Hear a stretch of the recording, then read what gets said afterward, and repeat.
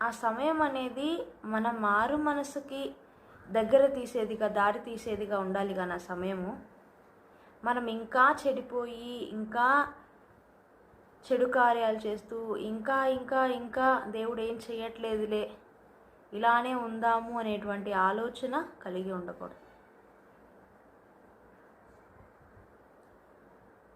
దేవుడు ఎంతగానో మనల్ని ప్రేమించాడు కాబట్టి ఒక వ్యక్తికి శిక్ష వేయాలి అని అంటే ఊరికనే ఈజీగా ఒకళ్ళకి శిక్ష వేయడు.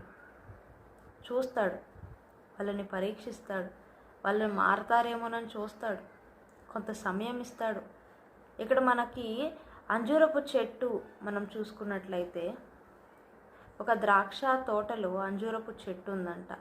ఆ చెట్టు ఫలించినప్పుడు తీసేద్దాం అని ఆలోచించినప్పుడు లేదు, ఈ సంవత్సరము చూద్దాము.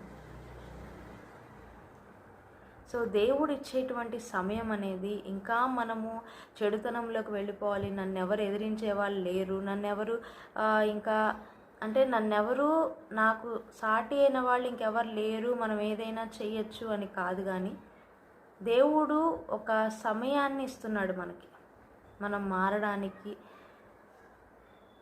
ఈ లోకంలో వాళ్ళు మనల్ని ఏం చేయలేకపోవచ్చు, కానీ దేవుడు సరైనటువంటిది సరైన సమయంలో చేస్తాడు.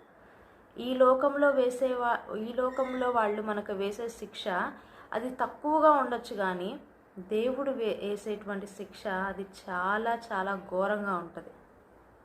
అలాంటి ఘోరమైన శిక్ష మనకి రాకూడదని చెప్పేసి దేవుడు ఎంతో సమయాన్ని మనకు ఇస్తాడన్నమాట.